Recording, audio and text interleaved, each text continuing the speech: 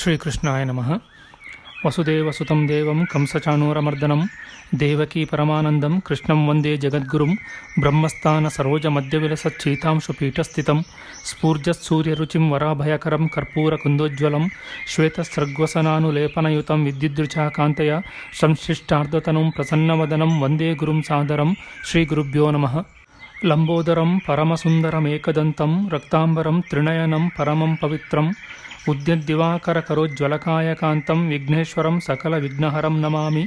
ತ್ವಾಂ ದೇವ ವಿಘ್ನದಲನೇತಿ ಚ ಸುಂದರೇತಿ ಭಕ್ತಿಪ್ರಿಯೇತಿ ಸುಖದೇತಿ ಫಲಪ್ರದೇತಿ ವಿದ್ಯಾಪ್ರದೇತ್ಯಗಹರೇತಿ ಚ ಯೇ ಸ್ತುವಂತಿ ತೇಭ್ಯೋ ಗಣೇಶವರದೋ ಭವನಿತ್ಯಮೇವ.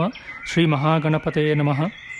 ಯಾ ಕುಂದೇಂದು ತುಷಾರಹಾರಧವಳ ಯಾ ಶುಭ್ರವಸ್ತ್ರಾವೃತ ಯಾ ವೀಣಾ ವರದಂಡಮಂಡಿತಕರ ಯಾ ಶ್ವೇತಪದ್ಮಾಸನ ಯಾ ಬ್ರಹ್ಮಾಚ್ಯುತ ಶಂಕರ ಪ್ರಭೃತಿಭಿರ್ದೇವೈ ಸದಾ ವಂದಿತಾ ಸಾ ಮಾಂ ಪಾತು ಸರಸ್ವತೀ ಭಗವತಿ ನಿಶೇಷಜಾಡ್ಯಾಪಃ. ಶ್ರೀ ಸರಸ್ವತ್ಯೇ ನಮಃ.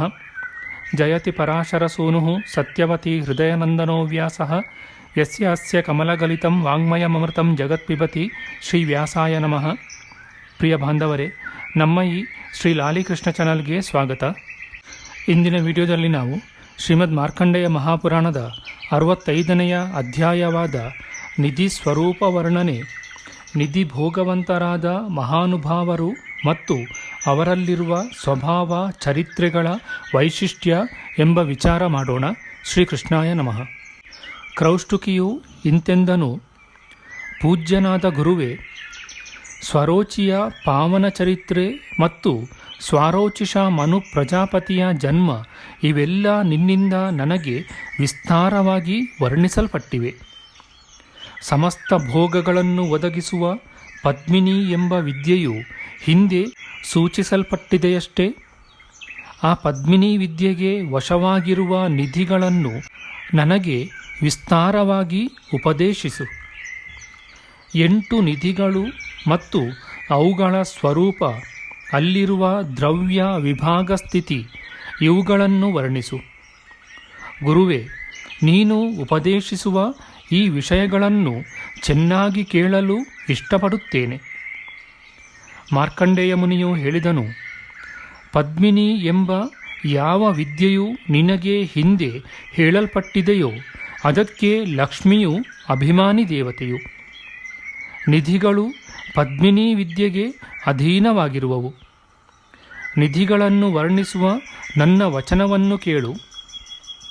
ಪದ್ಮಿನಿ ವಿದ್ಯೆಗೆ ಅಧೀನವಾಗಿರುವ ನಿಧಿಗಳು 8 ಅವು ಪದ್ಮ, ಮಹಾಪದ್ಮ, ಮಕರ, ಕಚ್ಚಪ, ಮುಕುಂದ, ನಂದಕ, ನೀಲ ಮತ್ತು ಶಂಖ ಎಂದು ಕ್ರಮವಾಗಿ 8 ನಾಮಾಂಕನಗಳನ್ನು ಹೊಂದಿವೆ. ಕ್ರೌಷ್ಟುಕಿಯೇ, ಹೀಗೆ 8 ನಿಧಿಗಳು ನನ್ನಿಂದ ನಿನಗೆ ವರ್ಣಿಸಲ್ಪಟ್ಟಿವೆ. ಸಮೃದ್ಧಿಯ ಭಾಗ್ಯವು ಇದ್ದರೆ ಅವುಗಳು ಲಭಿಸುವವು ಮತ್ತು ಈ ನಿಧಿಗಳ ಭೋಗ ಸಿದ್ಧಿಯುಂಟಾಗುವುದು. ಎಲೆ ಕ್ರೌಷ್ಟುಕಿ ಮುನಿಯೇ, ದೇವತೆಗಳ ಅನುಗ್ರಹದಿಂದಲೂ ಸಾಧುಜನರ ಸೇವಾ ಭಾಗ್ಯದಿಂದಲೂ ನಿಧಿಗಳ ಸಿದ್ಧಿಯು ಲಭಿಸುವುದು. ಮಾನವನ ಐಶ್ವರ್ಯವು ಈ ನಿಧಿಗಳಿಂದ ಅವಲೋಕಿಸಲ್ಪಡುವುದು. ದ್ವಿಜೋತ್ತಮನೇ, ಇವುಗಳಲ್ಲಿ ಮೊದಲನೆಯದಾದ ಪದ್ಮ ಎಂಬ ನಿಧಿಯು ಯಾವ ಮಾನವನಿಗೆ ಸಿದ್ಧಿಸುವುದೋ ಆ ಮಾನವನಲ್ಲಿ ನಿಧಿಯ ಮಹಿಮೆಯಿಂದ ಉಂಟಾಗುವ ಸ್ವರೂಪವನ್ನು ಹೇಳುವೆನು. ಅದನ್ನು ಹೇಳುವ ನನ್ನ ಮಾತನ್ನು ಕೇಳು. ಪದ್ಮನಿಧಿಯು ಯಾವ ಮಾನವನಲ್ಲಿ ಸಿದ್ಧಿಸುವುದೋ ಅವನ ಪುತ್ರ ಪೌತ್ರ ಪರಂಪರೆಯಲ್ಲಿ ಅದರ ಭೋಗವು ಯಾವಾಗಲೂ ಲಭಿಸುವುದು ಮತ್ತು ಪದ್ಮನಿಧಿಯಿಂದ ಸೇವಿಸಲ್ಪಡುವ ಮಾನವನು ದಾಕ್ಷಿಣ್ಯ ಗುಣದ ಸಾರವುಳ್ಳವನಾಗುವನು. ಪದ್ಮನಿಧಿಯು ಸತ್ವಗುಣದ ಆಧಾರದಿಂದಲೂ ಸತ್ವಗುಣ ಪೂರ್ಣತೆಯಿಂದಲೂ ಇರುವುದು. ಆದುದರಿಂದ ಮಹಾಭಾಗ್ಯಕರವಾದ ಈ ನಿಧಿಯು ಸಾತ್ವಿಕ ನಿಧಿಯೆಂದು ಗಣಿಸಲ್ಪಟ್ಟಿರುವುದು. ಸಾತ್ವಿಕವಾದ ಪದ್ಮನಿಧಿಯ ಅನುಗ್ರಹಕ್ಕೆ ಪಾತ್ರನಾದ ಮಾನವನು ಚಿನ್ನ, ಬೆಳ್ಳಿ, ತಾಮ್ರ ಮುಂತಾದ ಲೋಹ ಸಾಮಗ್ರಿಗಳ ಸಂಗ್ರಹವನ್ನೂ ಅತಿಶಯವಾಗಿ ಅವುಗಳ ಕ್ರಯ ವಿಕ್ರಯಗಳನ್ನೂ ಮಾಡುವನು ಮತ್ತು ಅನೇಕ ಯಜ್ಞ ಸಮಾರಂಭಗಳನ್ನು ಕೈಗೊಳ್ಳುವನು. ತದಂಗವಾಗಿ ದಕ್ಷಿಣೆಯನ್ನು ಕೊಡುವನು ಹಾಗೂ ಸಮಸ್ತ ಕಾಮಗಳನ್ನು ಕ್ರಮವಾಗಿ ಪುಣ್ಯ ವೈಭವದಿಂದ ಗಳಿಸುವನು. ಮತ್ತು ಪುಣ್ಯಕರ್ಮದಲ್ಲಿ ನಿಷ್ಠೆಯುಳ್ಳವನಾಗಿ ಅನೇಕ ಸಭಾಸ್ಥಾನಗಳನ್ನು ದೇವಾಲಯಗಳನ್ನು ನಿರ್ಮಿಸುವನು. ಮಹಾಪದ್ಮವೆಂಬ ನಾಮಾಂಕಿತವಾದ ಮತ್ತೊಂದು ನಿಧಿಯು ಸತ್ವಗುಣಾಧಾರವಾಗಿರುವುದು. ಅಂತಹ ಮಹಾಪದ್ಮವೆಂಬ ನಿಧಿಯಿಂದ ಸೇವಿಸಲ್ಪಡುವ ಮಾನವನು ಸತ್ವಗುಣವನ್ನು ಪ್ರಧಾನವಾಗಿ ಅವಲಂಬಿಸುವನು.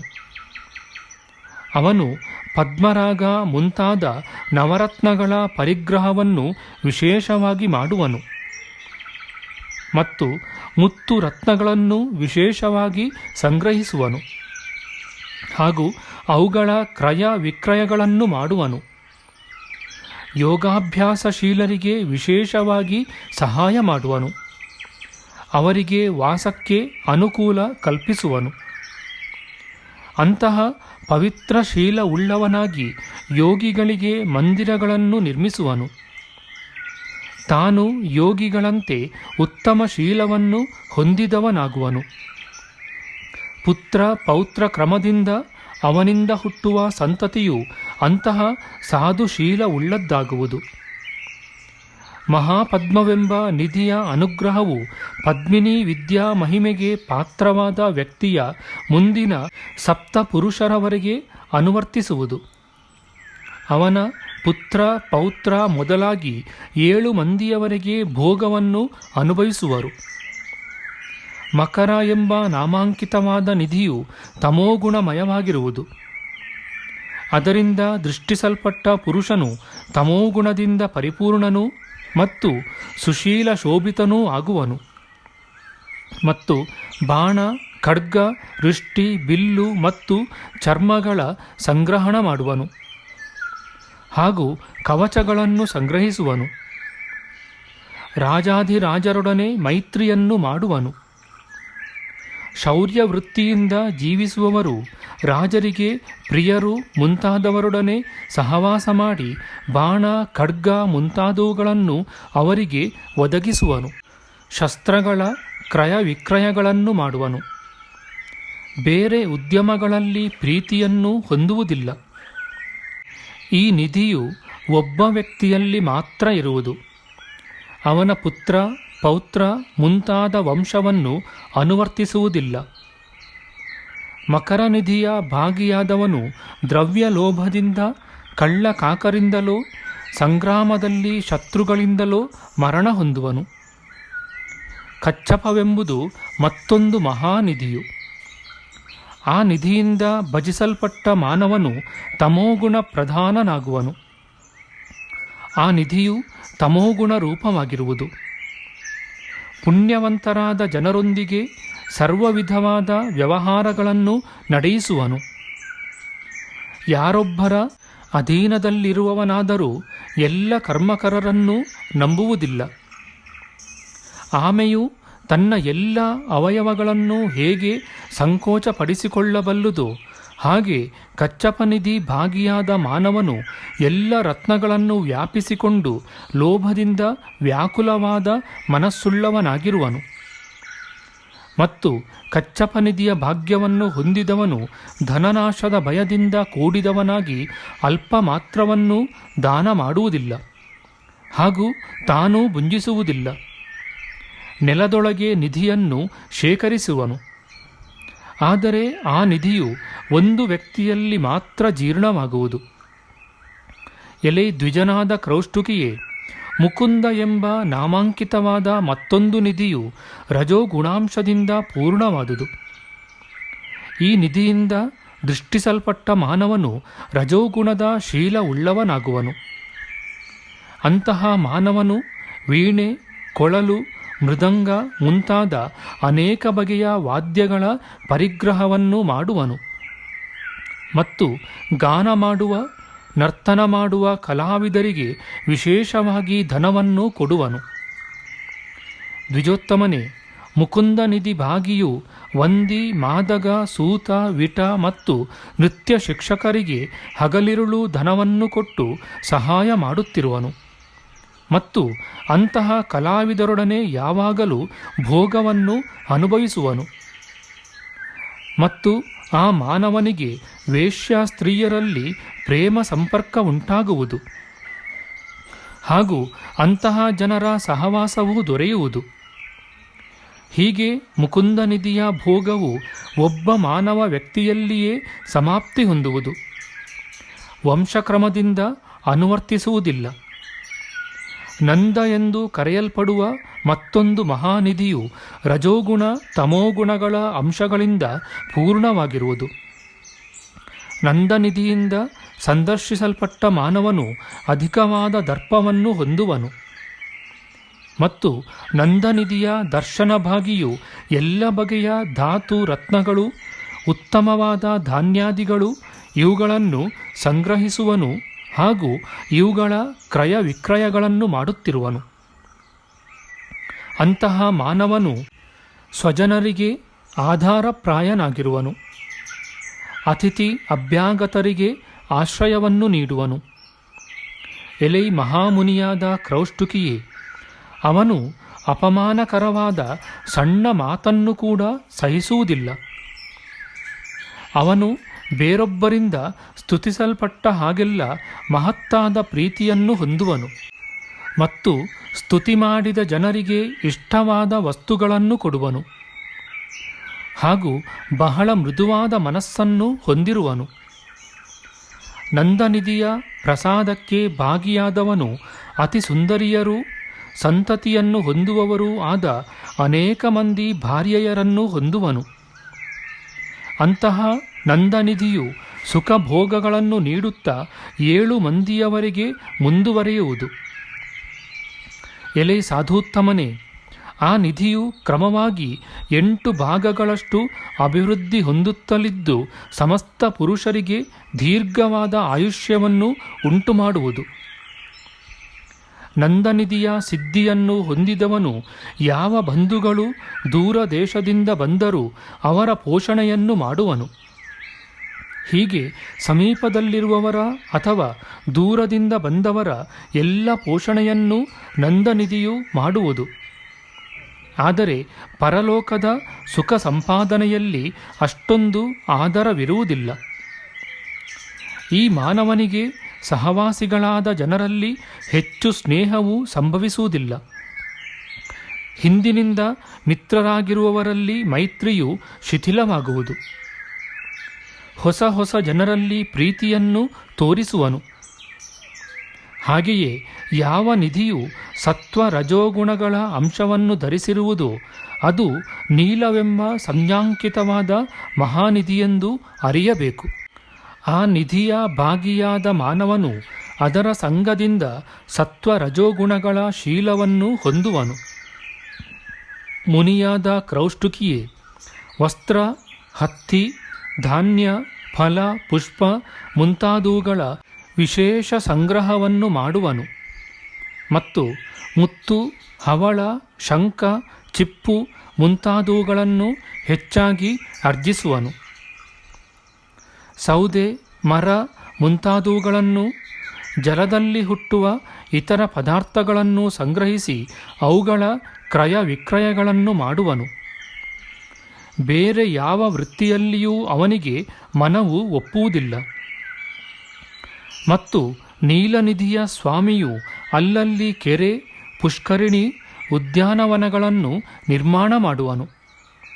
ಮತ್ತು ಆ ಮಾನವನು ನದಿಗಳಲ್ಲಿ ಅಣೆಕಟ್ಟುಗಳನ್ನು ಕಟ್ಟಿಸುವನು ಹಾಗೂ ಅಲ್ಲಲ್ಲಿ ಗಿಡ ಮರಗಳನ್ನು ನೆಡಿಸುವನು.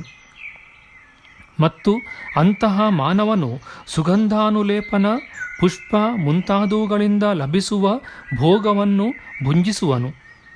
ಇಂತಹ ನೀಲ ಎಂಬ ನಿಧಿಯು ತಾನು ವಶವಾಗಿರುವ ಪುರುಷನಿಂದ 3 ಮಂದಿಯವರೆಗೆ ಅನುವರ್ತಿಸುವುದು. ವಿಪ್ರನೇ, ಮುಂದೆ ಶಂಖ ಎಂಬ ಹೆಸರಿನ ಮತ್ತೊಂದು ನಿಧಿಯು ರಜಸ್ಸು ತಮಸ್ಸು ಎಂಬ 2 ಗುಣಾಂಶಗಳಿಂದ ತುಂಬಿರುವುದು. ಅಂತಹ ನಿಧಿಯ ಸ್ವಾಮಿಯಾದ ಮಾನವನು ರಜೋಗುಣ ತಮೋಗುಣಗಳ ಪರತಂತ್ರತೆಯನ್ನು ಹೊಂದುವನು. ಕ್ರೌಷ್ಟುಕಿಯೇ, ಶಂಖನಿಧಿಯು ಒಂದು ವ್ಯಕ್ತಿಯಲ್ಲಿ ಮಾತ್ರವೇ ಇರುವುದು, ಮತ್ತೊಂದು ವ್ಯಕ್ತಿಯಲ್ಲಿ ಅನುವರ್ತಿಸುವುದಿಲ್ಲ. ಯಾವ ಮಾನವನಲ್ಲಿ ಶಂಖನಿಧಿಯು ವಶವಾಗಿರುವುದೋ ಆ ಮಾನವನ ಸ್ವರೂಪವನ್ನು ಕೇಳು.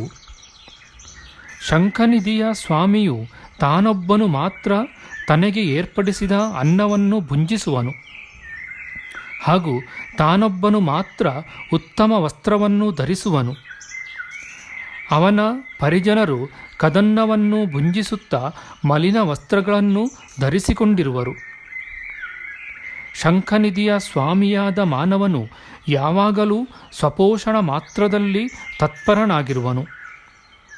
ಅವನು ತನ್ನ ಮಿತ್ರ, ಭಾರ್ಯ, ಭ್ರಾತೃ, ಪುತ್ರ, ಸೊಸೆ ಮುಂತಾದ ಸ್ವಜನರಲ್ಲಿ ಕೂಡ ಉದಾರತೆಯಿಂದ ಭೋಗ್ಯ ವಸ್ತುಗಳನ್ನು ಕೊಡಲಾರನು. ಈ ರೀತಿಯಾಗಿ ಮಾನವರಿಗೆ ನಾನಾ ವಿಧವಾದ ಅರ್ಥ ಭೋಗಗಳನ್ನು ಕೊಡುವ ನಿಧಿ ದೇವತೆಗಳು ನನ್ನಿಂದ ನಿನಗೆ ಹೇಳಲ್ಪಟ್ಟಿವೆ. ಈ ನಿಧಿಗಳು ಯಥಾಯೋಗ್ಯವಾಗಿ ಸೇರಿ ಮಿಶ್ರ ದೃಷ್ಟಿಯನ್ನು ಇಟ್ಟರೆ ಅದಕ್ಕೆ ತಕ್ಕಂತೆ ಮಿಶ್ರವಾದ ಫಲವನ್ನು ಕೊಡುವವು. ಎಲೆ ದ್ವಿಜನೆ, ನಿಧಿದೇವತೆಯ ದೃಷ್ಟಿಯಿಂದ ಮಾನವನು ಹಿಂದೆ ಹೇಳಿರುವಂತೆ ಆಯಾಯ ಸ್ವಭಾವ ಫಲಗಳನ್ನು ಹೊಂದುವನು. ಈ ಎಲ್ಲ ನಿಧಿಗಳ ಆಧಿಪತ್ಯದಲ್ಲಿ ಲಕ್ಷ್ಮೀದೇವಿಯೂ ಇರುವಳು. ಆ ದೇವತೆಯು ಪದ್ಮಿನಿ ವಿದ್ಯಾಸಿದ್ಧಿಯಿಂದ ಪ್ರಸನ್ನಳಾಗುವಳು. ಇತಿ ಶ್ರೀ ಮಾರ್ಕಂಡೇಯ ಮಹಾಪುರಾಣೆ ನಿಧಿವರ್ಣನಂ ನಾಮ ಪಂಚಷಷ್ಟಿತಮೋಧ್ಯಾಯ. ನಮ್ಮ ಮುಂದಿನ ವಿಡಿಯೋದಲ್ಲಿ ನಾವು ಶ್ರೀಮದ್ ಮಾರ್ಕಂಡೇಯ ಮಹಾಪುರಾಣದ 66ನೆಯ ಅಧ್ಯಾಯವಾದ ಔತ್ತಮ ಮನ್ವಂತರ ಉತ್ತಮರಾಜನು ಪತ್ನಿಯ ಔದಾಸೀನ್ಯದಿಂದ ಪತ್ನಿಯನ್ನು ತ್ಯಜಿಸುವುದು ಮತ್ತು ರಾಕ್ಷಸನು ಅಪಹರಿಸಿ ಭಾರ್ಯೆಯನ್ನು ಕಳೆದುಕೊಂಡ ದ್ವಿಜನಿಗೆ ಭಾರ್ಯಾನ್ವೇಷಣದ ಉಪಕಾರ ಮಾಡುವುದು ಎಂಬ ವಿಚಾರ ಮಾಡೋಣ. ಆಧ್ಯಾತ್ಮಿಕ ಚರ್ಚೆ ಮತ್ತು ವಿಚಾರ ವಿನಿಮಯಕ್ಕಾಗಿ ಶುರು ಮಾಡಿದ ಈ ಚಾನಲ್ನಲ್ಲಿ ನಾವು ಅಪ್ಲೋಡ್ ಮಾಡುವ ಎಲ್ಲ ವಿಡಿಯೋಗಳನ್ನು ಸಂಪೂರ್ಣವಾಗಿ ನೋಡಿ ನಿಮ್ಮ ಸಲಹೆಗಳನ್ನು ಕಮೆಂಟ್ ಬಾಕ್ಸ್ನಲ್ಲಿ ಬರೆಯಿರಿ. ದಯವಿಟ್ಟು ಈ ಚಾನಲ್ಗೆ ಸಬ್ಸ್ಕ್ರೈಬ್ ಮಾಡಿ ಹಾಗೂ ಬೆಲ್ ಬಟನನ್ನು ಒತ್ತಿ ನಾವು ಹಾಕುವ ಎಲ್ಲ ವಿಡಿಯೋಗಳನ್ನು ನೋಡಿ ಪ್ರೋತ್ಸಾಹಿಸಿ. ಕೃಷ್ಣಂ ನಾರಾಯಣಂ ವಂದೇ ಕೃಷ್ಣಂ ವಂದೇ ವ್ರಜಪ್ರಿಯಂ ಕೃಷ್ಣಂ ದ್ವೈಪಾಯನಂ ವಂದೇ ಕೃಷ್ಣಂ ವಂದೇ ಪೃಥಾಸುತಂ. ಶ್ರೀ ಕೃಷ್ಣಾಯ ನಮಃ.